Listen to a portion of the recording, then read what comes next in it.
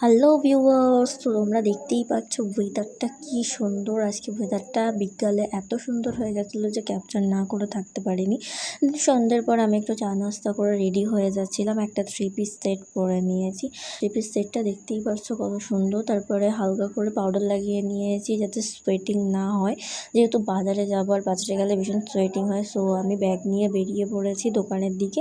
আর দোকানে ছিল আমার হাজব্যান্ড, ও সিসিটিভি চেক করছিল, তাই চেক করা হয়ে গেলে আমরা বেরিয়ে পড়লাম দুজন একসাথে।